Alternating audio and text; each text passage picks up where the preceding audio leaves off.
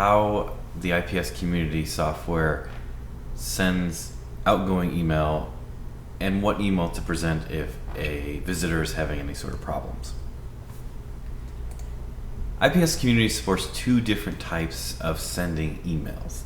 It can use PHP's internal mail system, or it can use SMTP. The vast majority of users are going to want to stick with PHP mail because that's built in, doesn't require any configuration, and most web hosts will already have it properly configured for you without you having to do anything. This is the default setting. Most people are going to want to leave it this way.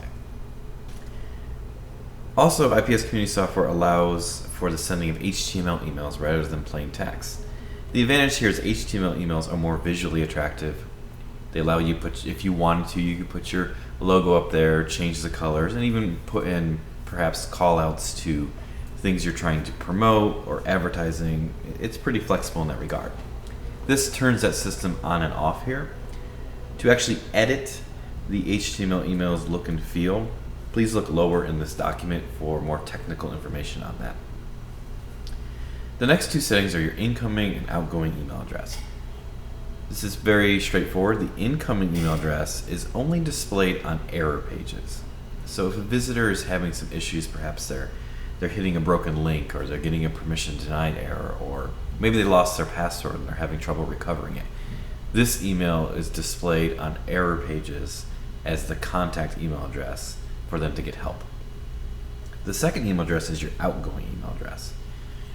This is what is used as the from address when emails are sent by our software to your members. As you can see here in this example, the first email address is a real email address. It's info@envisionpower.com, so people can contact us for any help. The second is no reply. And you don't have to do it this way, but we often will recommend it because when the software sends emails out, sometimes users get confused by that, and they think that the emails are coming from an actual person when they're not. They're just being automatically generated. And what will happen is some users will actually reply to those emails in their email client rather than clicking the link to be brought back to your site. And it's useful to have something like a no reply address to bounce back to them and say, you replied to an email address that was sent from an automated system, please click the link to reply, or something to that effect. But that's completely optional. It's up to you for that particular setting. The SMTP setup is for if you choose the SMTP option, these are the settings you have to fill out to make SMTP work. Again, most users are not going to want to mess with this, but if you so choose, there are external SMTP providers, or sometimes web hosts require SMTP. If you so choose to do that, you'd fill out these settings with whatever your provider gives you to make that work. The final thing here are your PHP mail extra options.